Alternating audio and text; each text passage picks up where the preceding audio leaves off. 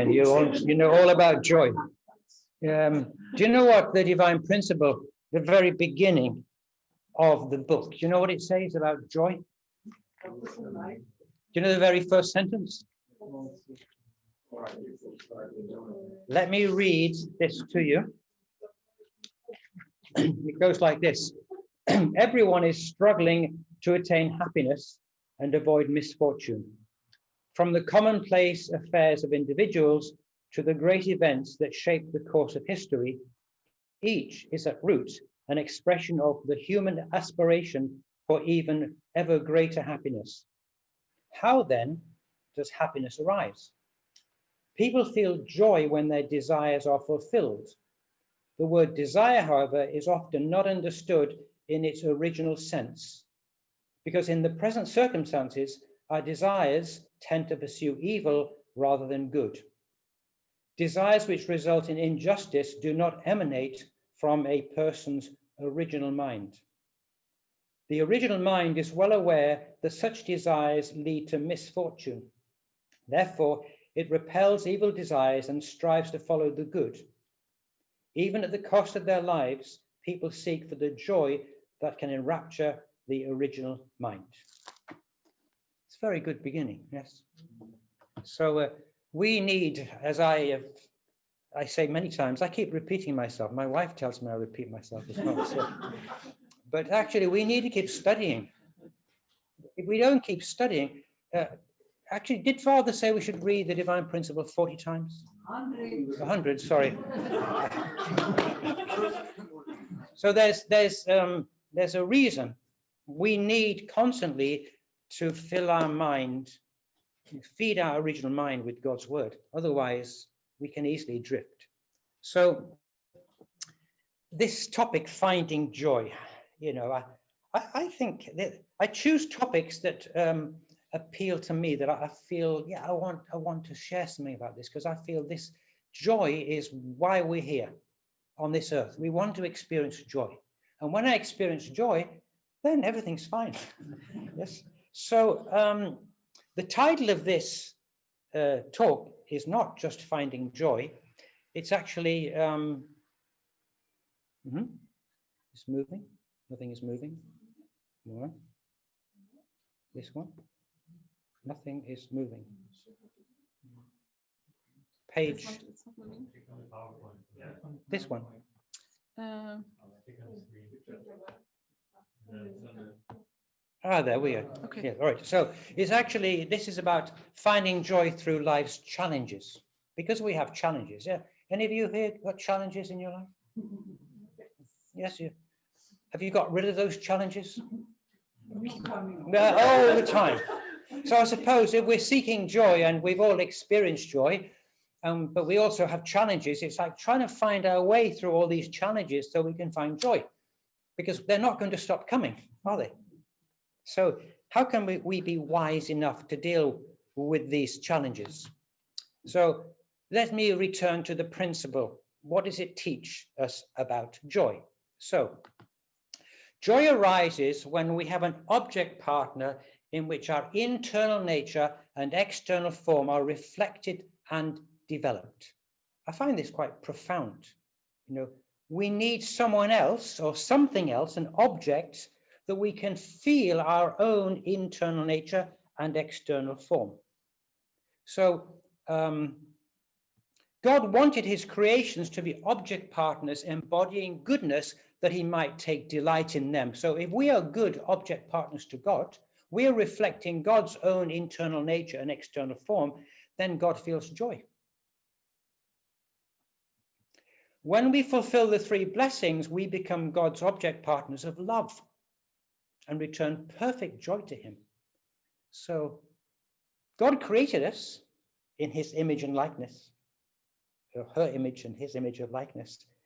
And if we are good and embodying God's love in our lives, God feels joy from that, because he sees his own nature in us. So what about the three blessings then? We know there's three. The first blessing, that we should mature our character, that our mind and body should unite, centered upon God's love, God's truth. that we become harmonious people, reflecting God as individuals. So both the mind and God rejoice as they experience their internal nature and external form through the stimulation which their object partners give them. So my mind is the object partner to God. So if my mind reflects God's nature, like my mind is full of love and kindness and all the good qualities in my mind, unselfish, yeah, then as the object partner to God, then my mind is a very good mind. And then God feels joy because he sees in the mind of us such purity and such goodness. But in the first blessing, it's about mind and body uniting. So actually our body is the object partner to our mind. So when our body responds to our mind's directions and our mind is centered upon God, then the things we do with our body give joy to our mind. Okay, so it's actually 3 levels: God, then mind, then body. And the whole package leads to an ideal person, a person that really reflects God's nature. So how can we see this? How can we see this relationship between this subject and this object, between the mind and the body? So when you go walking, your body is responding to your desire to go out into the fresh air and to move your body. So your body gives you joy. Who here likes walking in nature? Yeah, you feel good when you do it. Actually, Fred, he's the world champion at walking in Sweden, in Stockholm, because how long do you walk every day? Between 10 and 20 kilometers. 10 and 20 kilometers. You feel joy from that? Yeah, yeah. Your mind is very happy. Yeah, because your body is doing what your mind wants it to do. Yes. So this brings us joy. And so there, doing good. This little girl, she is helping others to clean up the garbage from where they live. Of course, we do this where we live. Twice a year, we have to rake up all the leaves or pull the weeds out and clean the area. So when we do good, good deeds, good action, our mind is very happy because we're doing the good things we're supposed to do. So this is the first blessing. If you washed the dishes this morning, and you did it happily, that was an example of you having this mind-body unity that brings you joy and brings God joy. Yes. So what about the second blessing? Second blessing is God, man, woman, or husband, wife, children, family. Family where God's love is expressed, through the different stages of love, the children's love for the parents, the love of brothers and sisters, the love of husband and wife, and the love of parents for the children. So it's a school of love. God designed it this way so that God could feel even greater joy by looking at families that reflect his nature. That's how it's meant to be. So again, the individual feels joy, and likewise God feels joy when each perceives in this family or community the manifestation of his own internal nature and external form. So when it says community, it means, as I understand, that the second blessing is not just about the nuclear family. It's not just actually about 3 generations. It has to spread out, because if there's one ideal family in the world, God will not be happy because he will not see that go to different levels, because the second blessing is about horizontal relationships with real people. The first blessing is more uniting my mind and my body centered upon God, this vertical relationship. But the horizontal is between people. But it starts in the family. It starts when you're a child, and then with your brothers and sisters. And then when you grow and you can find a partner to share your life with, and then you can have a family. But it doesn't stop there. Of course, I'm now a grandfather, so that's even better. So this is my granddaughter. Ah, yes. She's called Ginny. Ginny. I think she must be about 5 months. Is it 5 months old now? 6 months old. Is this a recent picture? I think it's quite recent. So therefore, you know, you could say that she is an object partner to me. Well, she's an object partner to everybody, because when you look at her, you can see yourself. Because you can see externally, she has a face with eyes and a mouth and hair and so on. But it's like there's innocence there. There's beauty. It's purity. So when I look at that face, it resonates within me because it reflects something in my own nature. Because if I didn't have it within myself, I would look at that picture and it wouldn't affect me. But when I look at it, I feel good. Yeah. So what about, of course, I come from my family, and now I'm much older. But do older people, if you look at older people, can you still feel resonate? Oh, I can find myself in that person. So this is a trip to England a few years ago. That's me on the right, my brother in the middle, and that's Trevor Brown. He's a brother who lives in Newcastle, and we were visiting. So I would say when I look at that picture, I can feel something. I can feel the warmth and the humor between these older people. Even though they're old, I can identify, because I can say physically, I kind of look like them or like myself. Yeah, but there's a warmth there. So even when I look at you as human beings in this room, and you're all so different, but I can see when I look at you, it's something that resonates within myself. Yeah, I get something back because I'm seeing the goodness and the variety of character and ages. And actually, when God looks at human beings, he sees such variety. We're not all the same. We're all different. So that's the second blessing. Yeah, that we see within each other something that was within ourselves. And that's why we want to relate, because we get something back. And the same with God. When he looks at us, he feels joy when he sees himself in us. What about the third blessing? Well, it's the same kind of idea. Ideal human beings receive stimulation from the world of nature. Sensing their own internal nature and external form displayed throughout the creation, they feel immense joy. So it's once again, when you look at nature, there's something there that is within me. So when I look at it, when I see it, when I experience it, it brings joy. So here, this is hummingbird. So beautiful. You feel something. I mean, the colors are lovely, and the just kind of the innocence and the beauty of that bird and what it's doing. And I mean, it's hungry. I can relate to that. So I can't fly, but sometimes in my dreams I fly. And I think when I'm cycling, it feels like I'm flying. So when you look at nature, there's, you know, we love to look at pictures like this. It brings us joy. And then, of course, these gorillas, I can definitely see some similarity physically. Yes, maybe sometimes I feel like one or other of them. But you can also see the humor, because God gave us humor. God has humor. So when he looks at us, if we smile and we're happy, then he's happy, because that's what is within God. God has humor within himself. God's funny. So when I look at this picture, I have to laugh. Yeah. And our cat, what I learned from my cat is that it comes to us. Morris is his name. He's what's his type of breed? It's a Siberian. He's lots of fur. There's fur all over the place. But he comes to you and he brushes against you, and then he wants to be stroked. You know, he'll come onto the table, or he wants to be close to us. And then if you stroke him, his eyes close in satisfaction.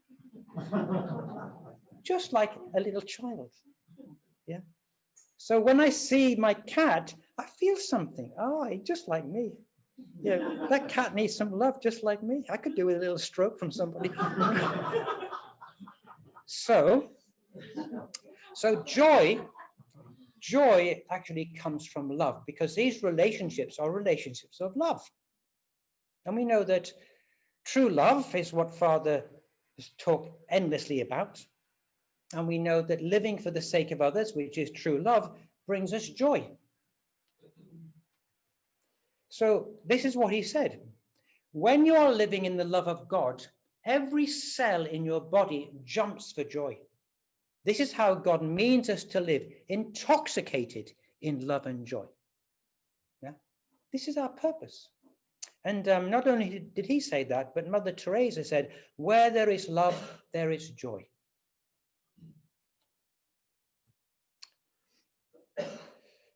And in this little picture, I found a quote: find joy in everything you choose to do, every job, relationship, home. It's your responsibility to love it or change it. So if we have the attitude every day, whatever we do, that we put love into that, we invest in that, in our job, in our relationship, we will get joy.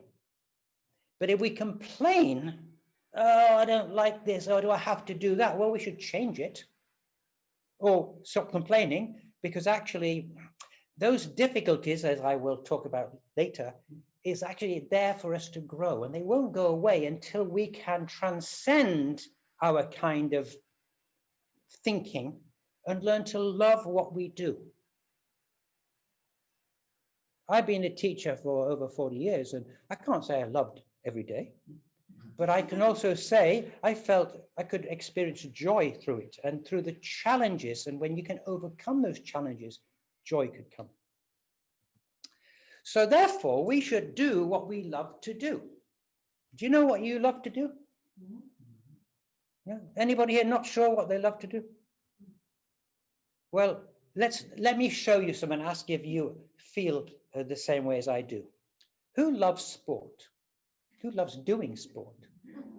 Yes. And maybe some of us who are less capable than we used to be, maybe we don't invest, but I loved playing sport. I played football, cricket, tennis, badminton, cross-country running. As a child, I was just out there because it gave me joy.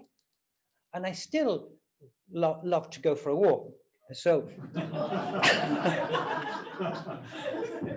singing. Who loves singing? Yes. Yeah, me too. If I'm singing, Ava, if you hear me singing, what's it a sign of? It's morning. Only that, but why am I singing? Because I'm happy, yeah. I'm in a good mood. I sing when I'm happy. Yeah. Actually, I sing a lot. And sometimes if I'm not happy, I think, I better sing, because you can actually generate joy through your actions. And of course, this is doing good, like helping others. And so there are lots of things to do in our home, aren't there? Lots of cleaning and cooking. And actually, not everybody wants to do it. But if you do it, you get something back. I would say washing dishes is very therapeutic for me. Because when I'm doing it, kind of all kinds of ideas and thoughts come to me and I relax. I'm getting good energy. And cycling, yes. Who loves cycling? Ah, yes, good. So, and I have a new bicycle now. Yes. Yeah, I thought I need to treat myself. But actually, the school gave me a 4,000 crown gift card to spend at the bicycle shop. Yeah, okay. So I got one a bit more expensive than that, but I'm very happy with it. So I feel a lot of joy. On my bicycle, how many times a week am I on my bicycle, Ava? It can happen, yes, yeah, yes, yes. And then, line of helping elderly people. I mean, these children are helping this old man, and they look so happy. And Valtraud, you're a nurse. Valtraud here.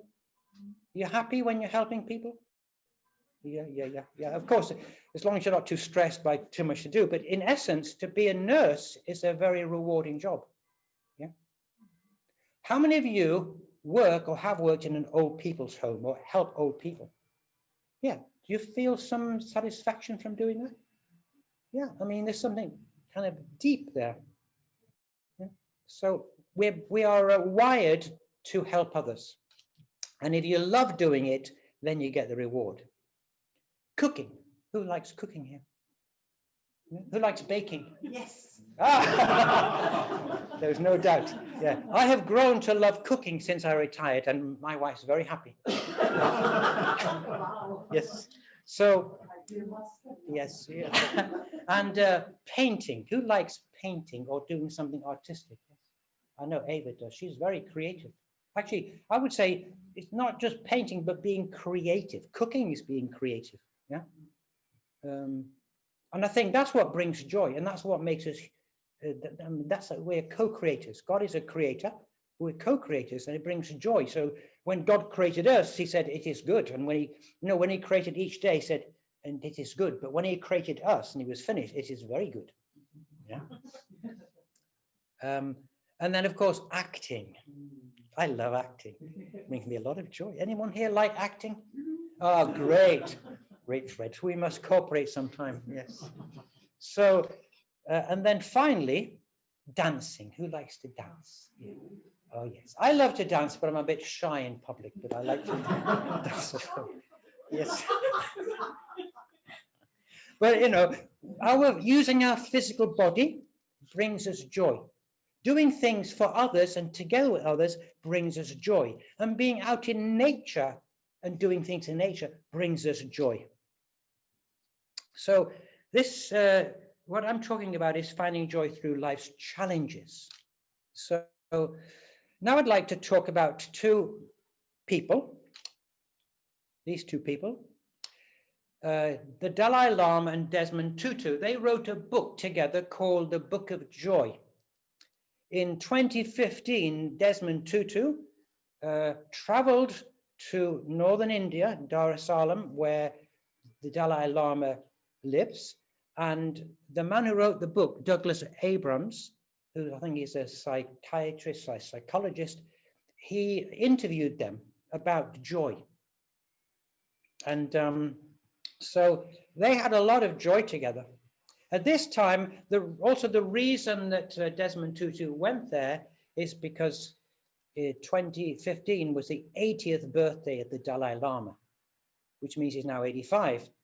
Desmond Tutu is 4 years older. He's now 89.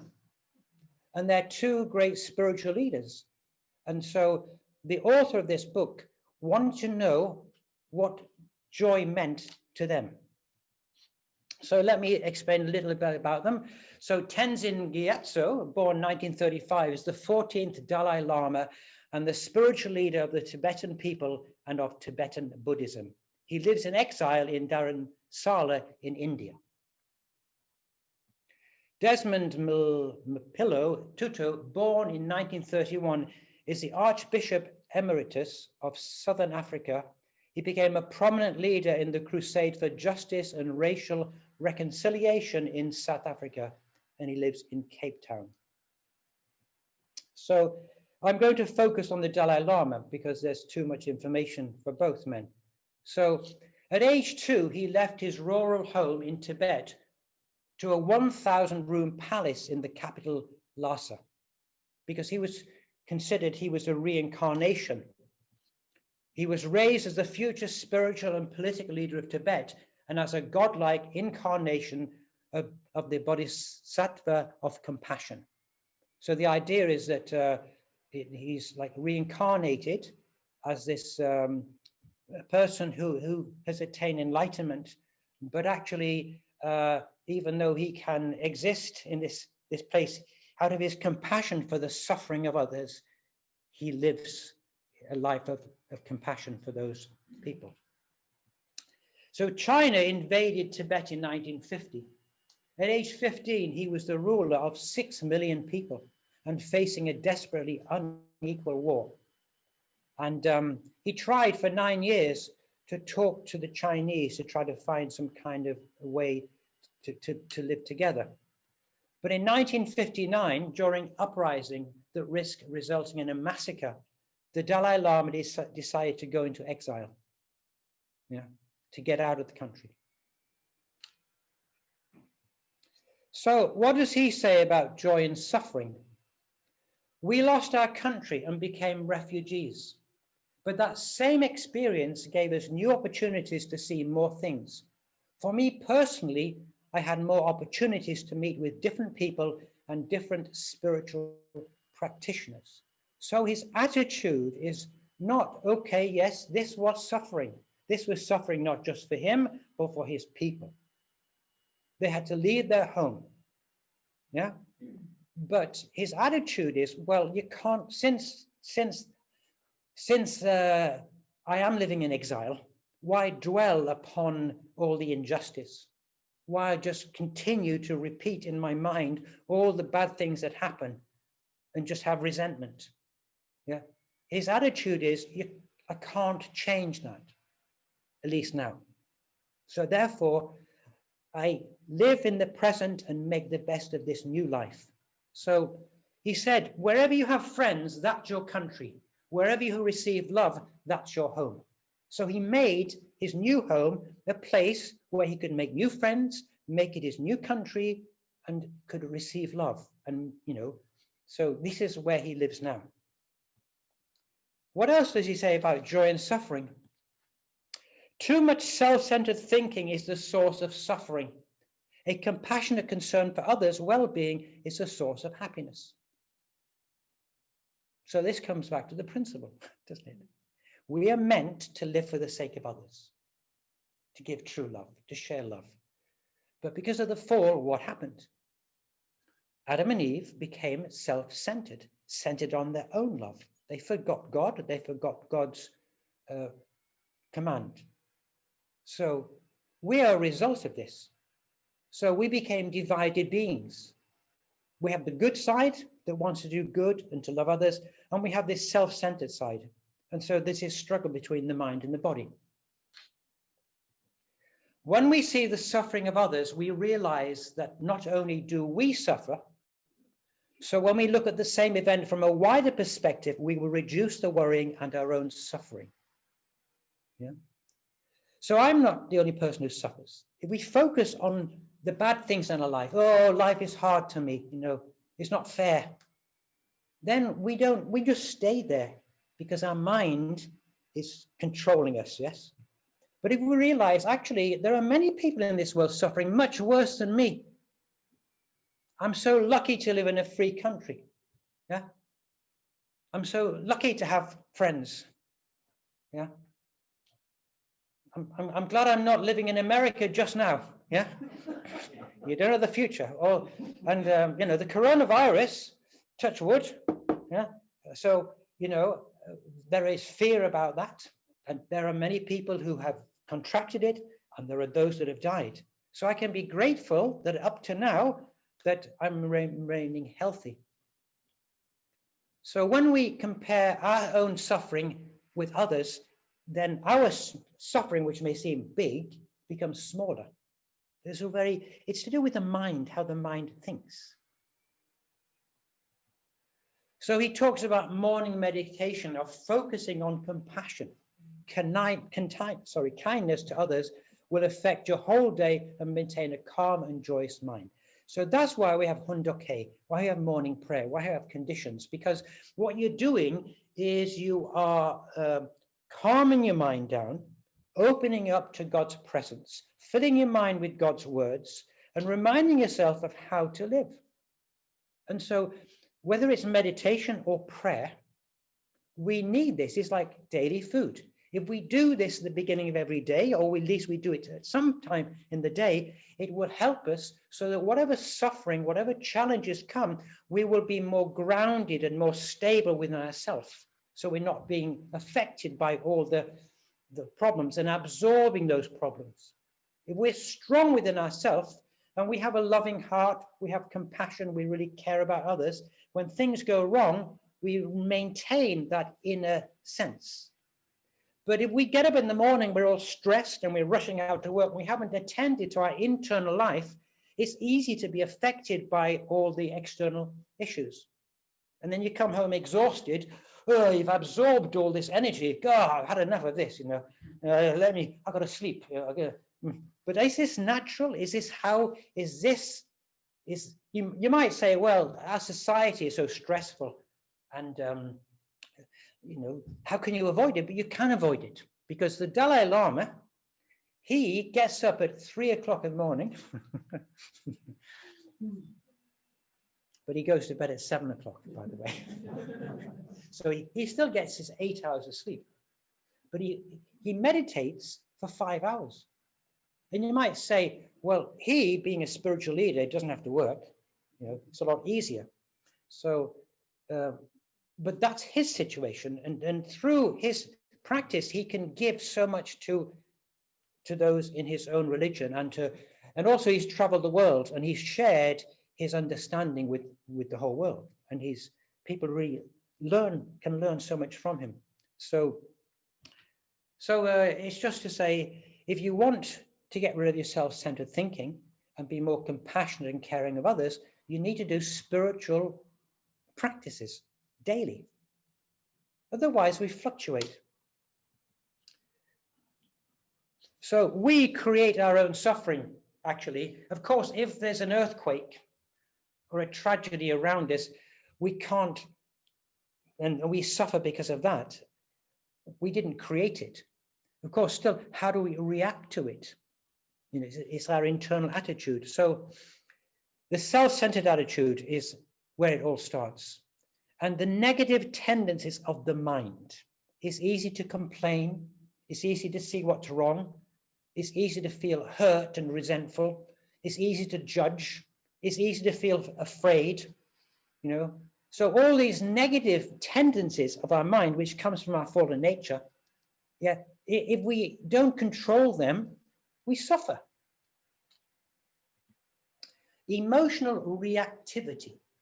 So if somebody says something to me which upsets me and I hit back, that's emotional reactivity.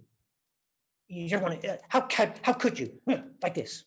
I know many years of teaching, there have been times when I have emotionally reacted to kids' behavior. It's sometimes really difficult to wring their necks, but you can't. So actually, it's good training because you have to control yourself. But I'm not perfect. Yeah. Yeah. So, yeah.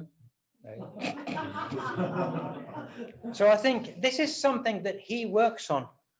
Through his meditation, he analyzes and he seeks to not just have a knee-jerk reaction.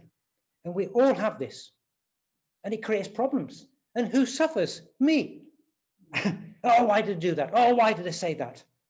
So, and then those hurt that we hold because we got, you know, resentment, you can hold it inside. It doesn't go.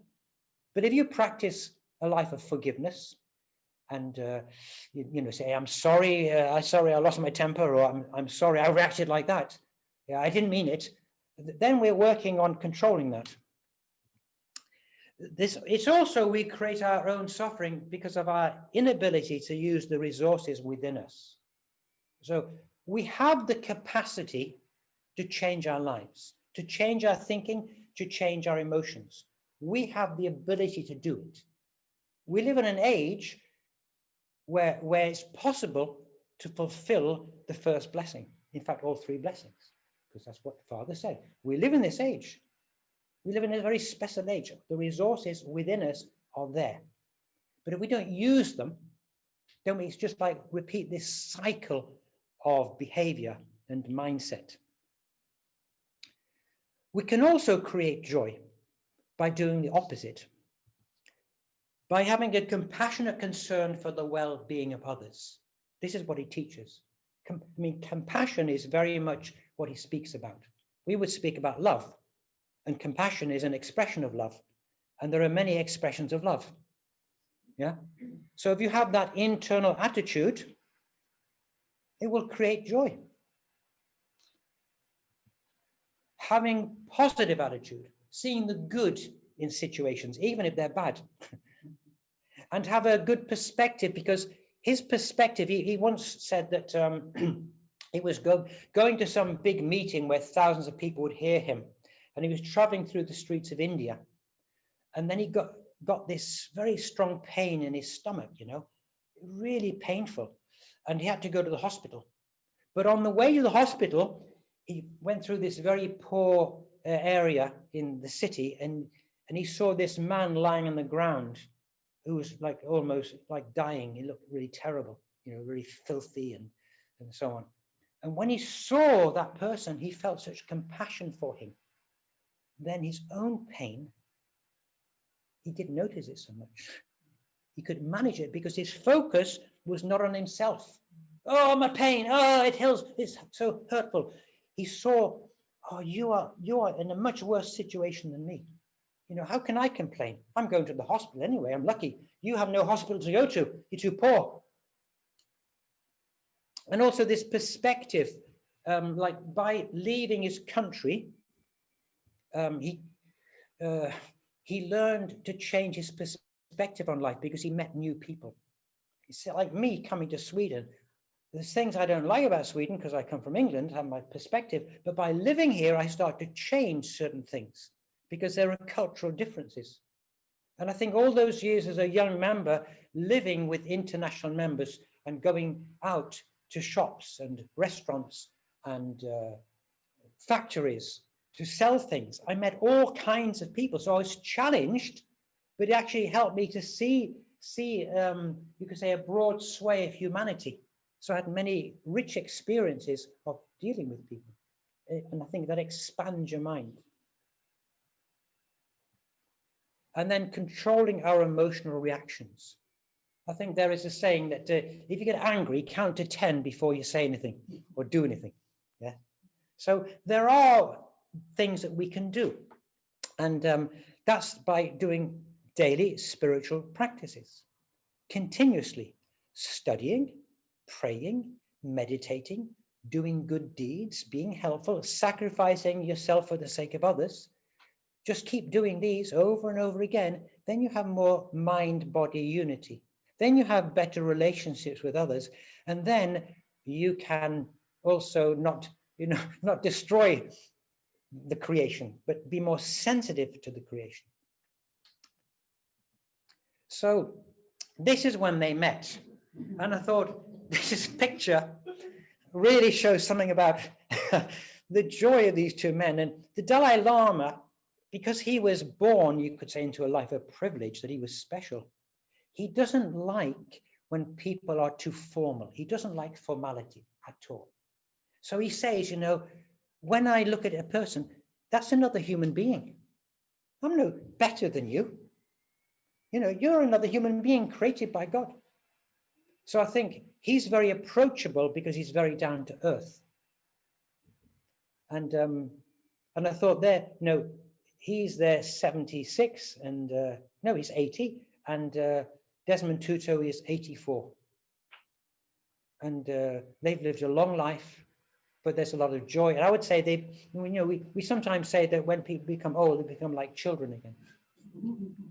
So with that, I'd like to finish. Thank you.